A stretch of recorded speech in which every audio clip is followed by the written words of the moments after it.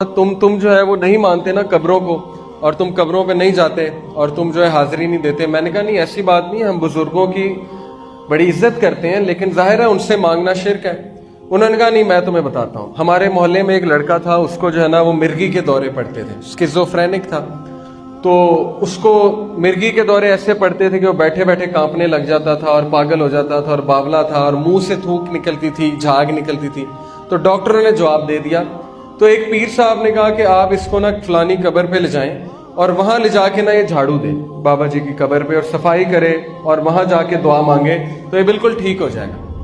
تو انہوں نے کہا تم مانتے نہیں۔ وہ وہاں پہ گیا، اس نے جھاڑو دی، اس نے جو ہے دعا کی، وہ ٹھیک ہو گیا۔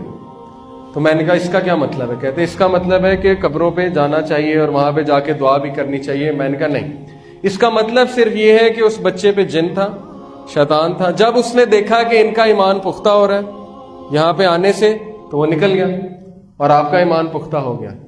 ایسی بات ہے نا۔ میں آپ کو ایک اور دلیل دیتا ہوں۔ دیکھیں، نصارہ جو ہیں، کرسچن جو ہیں، آپ نے اکثر دیکھا ہوگا کسی ڈاکیومنٹری میں کہ وہ بھی تو جن نکالتے ہیں نا، جنہیں ایگزورسسٹ کہتے ہیں۔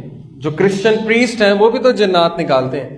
تو وہ جب جن کو کہتا ہے کہ عیسیٰ کے نام پہ، عیسیٰ مسیح کے نام پہ اور مریم جو ہے ان کے نام پہ علیہ السلام، ان کے نام پہ نکل جا، یعنی وہ خدا مانتے ہیں نا عیسیٰ کو اور مریم علیہ السلام، تو وہ واقعی نکل جاتا ہے۔ تو اس کا کیا مطلب ہے کہ کیا نعوذ باللہ عیسیٰ علیہ السلام جو ہے وہ خدا ہے؟ کیا اس کا یہ مطلب ہے مریم علیہ السلام جو ہے نعوذ باللہ وہ خدا ہے؟ نہیں، بلکہ جب شیطان دیکھتا ہے کہ اس کا شرک پختہ ہو رہا ہے، اس کا کام ہی کیا ہے؟ اس کا کام ہی یہ کہ انسان سے شرک کروانا۔